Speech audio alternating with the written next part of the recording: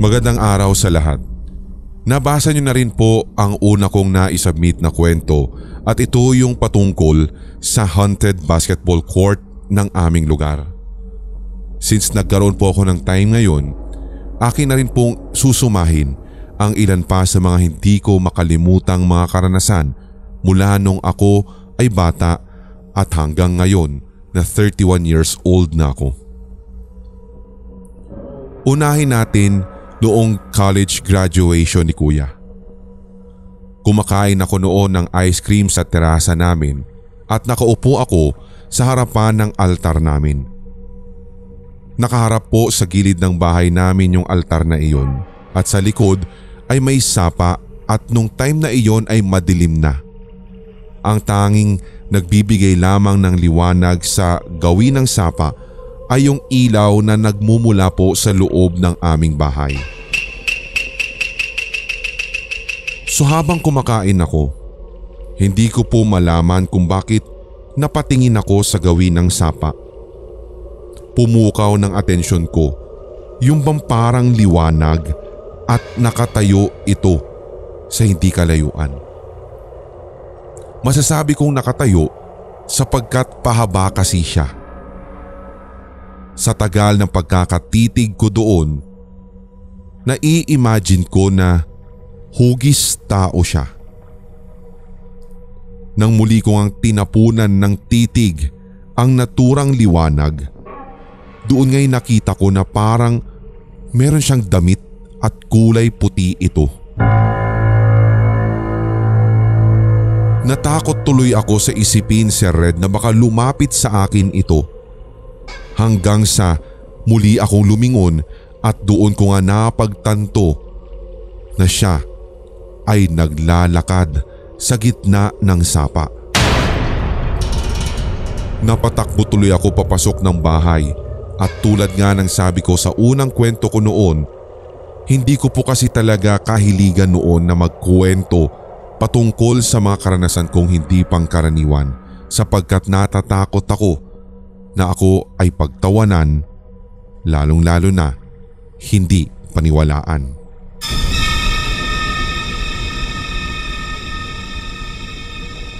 Ito naman pong susunod na kwento ko ay nangyari sa bahay ng lola ko.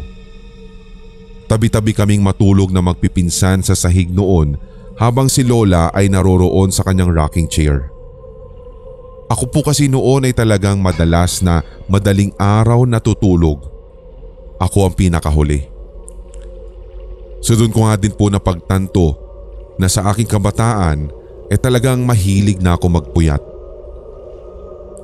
Dahil sa kapupuyat ko, Sir Red, dito ko naranasan ang makakita ng isang nilalang na duguan.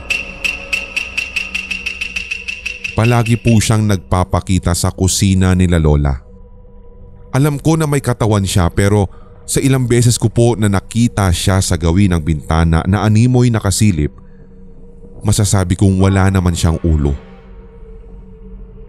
Ang nangyayari sa tuwing nakikita ko iyon ay nagtatakip na lamang ako ng kumot hanggang sa hindi ko na lamang po namamalayan na nakakatulugan ko na yung takot ko. Sa same bahay din po ni lola. Nanonood kami noon at inabot pa nga ng madaling araw. Habang nanonood ako, narinig kong bumukas ang pinto sa kwarto sa itaas.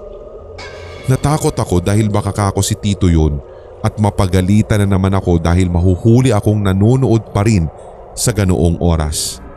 Kaya bago nga ako magtalokbong ay kinuha ko ang remote at dali-dali kong pinatay ang TV.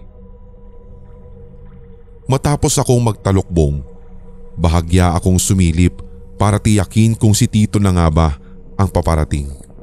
Pero imbes na si Tito ang makita ko, ay isang tao na nakasuot ng combat shoes at parang pang-military yung pants. Tapos nung pababa na siya, tinakpan ko na ng buo yung aking ulo para hindi ko siya makita. Medyo may kadiliman na kasi noon, Sir Red, pero maaaninagan mo din talaga kung sino yung bababa sapagkat may ilawan sa gawing hagdan. So nung natakpan ko na ang buong katawan ko ng kumot, nadinig ko na papalapit ng papalapit yung bumababang naka-combat shoes. Yung hagdan po kasi nila Lola ay may bakal po na bahagi, kaya madidinig mo talaga kung sino yung umaakyat at bumababa. Hanggang sa naramdaman ko na lamang ang paglalakad ng naka-combat shoes na iyon na noon ay akala kong si Tito. Tumigil siya sa gawin ng ulunan ko. So tinanggal ko yung pagkakatalukbong ko ng kumot at nakita ko nga siya na nakatayo sa pwesto ko at talagang hindi ako pwedeng magkamali, Sir Red, sapagkat walang ulo ang nilalang na yun. Hindi rin si Tito na unang inakala kong siya sapagkat mas malaki ang katawan nung nakatayong nilalang at para talagang nasa militar siya. Matangkad yung nilalang na iyon pero si Tito ay payat at maliit. Dahil sa labis kong pagkasindak, pinipilit ko na sumigaw pero hindi ko maintindihan kung bakit walang lumalabas na tinig mula sa aking bibig. Hindi rin ako makakilos at sa sobrang takot ko ng sandaling iyon ay umiyak na lamang ako. Nagdasal at pagdaka ay nakatulog. Ito namang susunod kong kwento ay nangyari sa bahay ng sister-in-law ko sa Palawan. Dumalaw kami ng kuya ko sa kanila noon kasi. Pinatulog nila kami doon sa isang kwarto nila. Yung style ng bahay nila ay may bintanang yari sa babasagin na jalousie. So nag-decide ako na matulog na lamang ng mag-isa doon sa isang kwarto. Sobrang tahimik po talaga sa lugar nila. May kalayuan na rin kasi sila sa syudad. Wala po sa hinagap na sa unang gabi ng pagtulog namin doon, meron pa rin akong mararanasang kakaiba. Kapansin-pansin na habang lumalalim ang gabi, Sir Red, ay may nadidinig akong parang nag-i-scratch sa pader. Hindi mo siya masasabing kung anumang instrumento o kahit na anong kagamitan ang ginagamit, pero katunog na katunog siya ng isang pader na kinakaskas gamit ang sariling kuko. Dahil hindi po ako makatulog at naiirita ako sa nadidinig ko, pumunta ako sa bintana upang tignan kung sino ang gumagawa nun. Pero kataka-taka na walang kahit na sinong naroroon sa labas sapagkat bukod sa madilim ay talagang mapuno sa lugar nila. Ikalawang gabi at yung last night na namin, hindi ko na nadinig yung mga tunog na iyon. Pero may nakita akong itim na anino sa labas ng bintana. Partida yun, Sir Red. Walang kahit na anong pwedeng tutungtungan doon sa second floor nila kung bakit nakakita ako ng shadow doon sa gawing bintana. Hindi ko na lang po pinatay yung ilaw simula po nang magpakita sa akin yung shadow na iyon. Nang ikwinento ko nga sa mga kasama ko, lalo sa kuya ko ang tungkol dito, sinabi niya na baka mga hayop o kaya naman daw ay tuko lamang ang gumagawa ng kakaibang tunog nung unang gabi na madinig ko. Sa same bahay din po, ito naman ay kwento nung mismong sister-in-law ko. Bata pa po yung pamangkin ko at isa pa lamang po yung anak nila ni kuya. Ang kwento, uuwi na daw sana sila ng anak niya galing sa duty sa ospital sa Palawan. Nakita daw niya yung anak niya na may kausap pero wala naman itong kasama doon. Nung sumakay na nga daw sila sa kanilang sasakyan, ang sabi nung anak niya, "Mami, sino sila? Ang daming sumusunod." Pero hindi daw ito pinansin ni ate at nagmadali na lamang siyang mag-drive papauwi. Ang bili naman ng yaya ng pamangkin ko noon, Sabi din niya sa sister-in-law ko, kailangan daw pagkahatid daw sa pamangkin ko sa bahay nila ay dapat bumalik daw ang sister-in-law ko sa ospital para muling sumama sa kanya yung mga nakita kanina ng anak niya.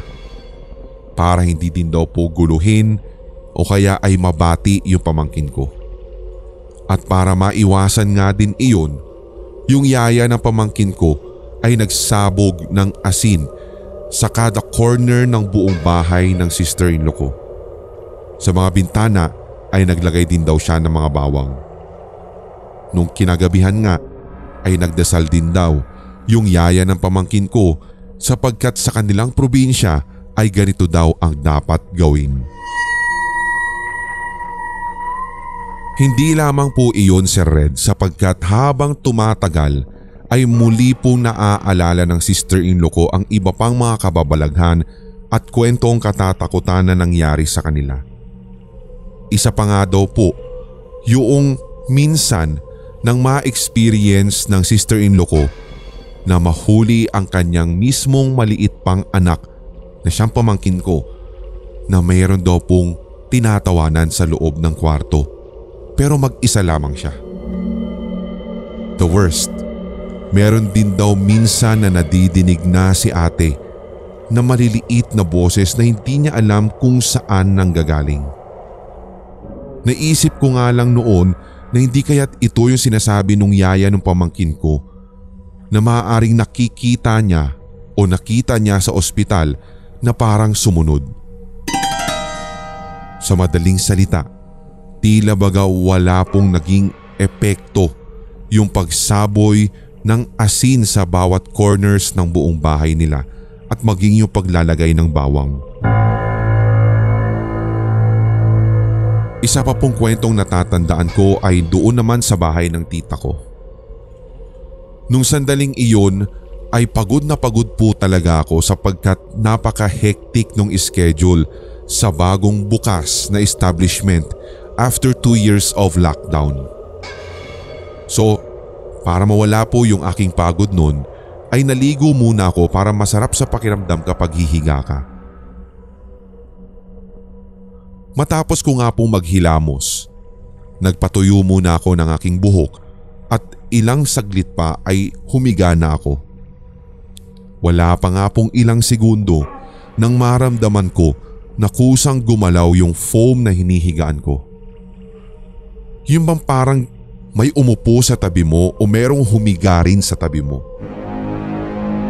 Dahil nga sa pagod na pagod ako at nagiging immune na kumbaga sa mga pagpapakita at pagpaparamdam ng kung anumang paranormal, kinausap ko siya at sinabi kong, "Ay nako, pagod na pagod ako, please wag muna ngayon. Bahala ka dyan." At natulog na nga ako matapos nun. Hindi ko na po ito kwento kina tita sapagkat ayokong matakot sila sa sarili nilang bahay.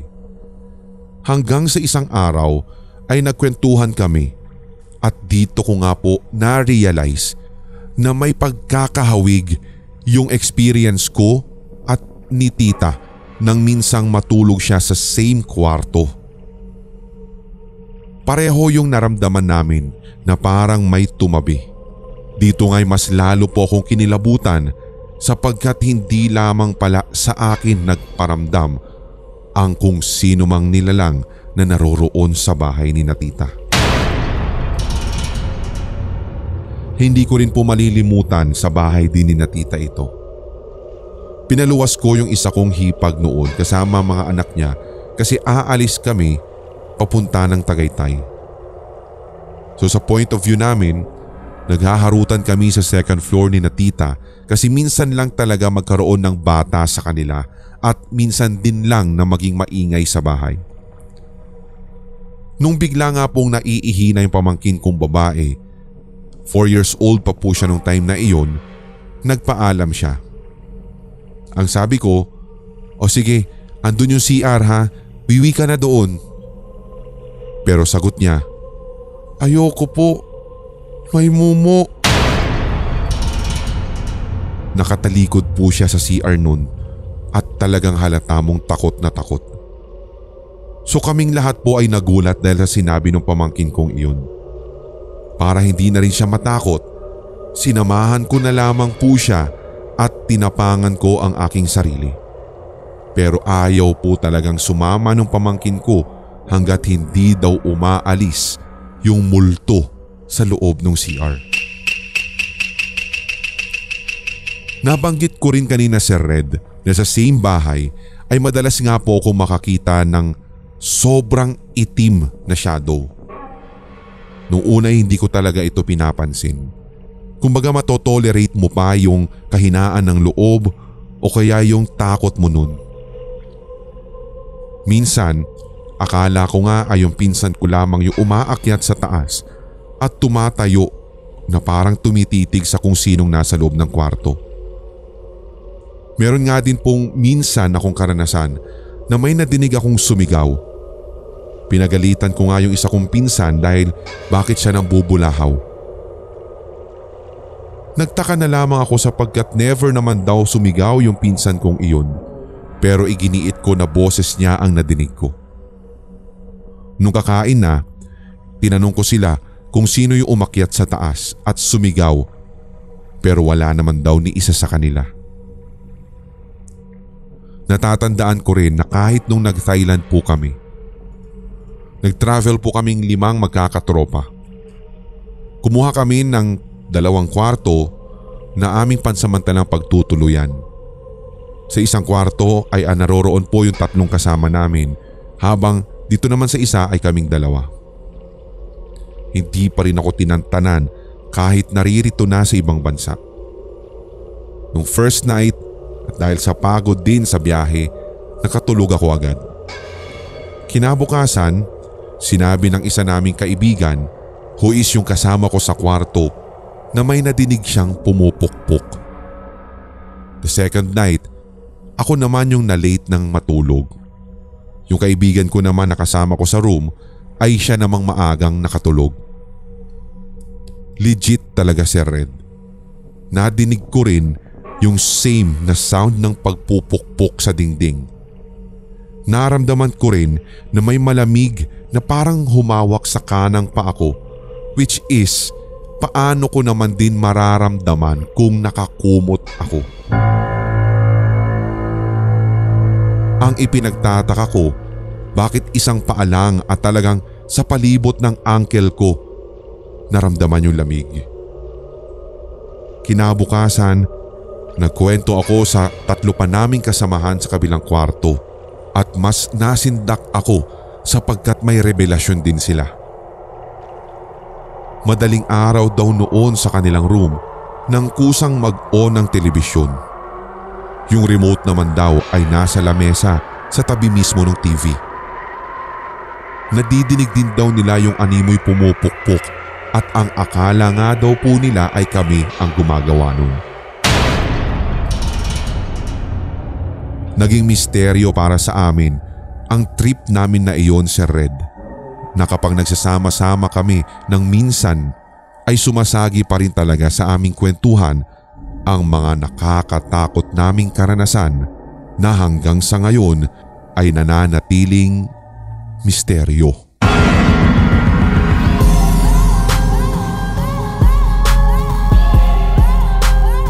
At inyong napakinggan ang tampok na one-shot Tagalog horror story. I-like, mag-comment at i-share ang episode na ito sa inyong social media, mga certified kasindak. Huwag pahuhuli sa mga bagong kwentong katatakutan dito sa ating channel, kaya pindutin na ang subscribe button at ang notification bell. Hanggang sa susunod na kwentuhan dito sa Sindak Short Stories.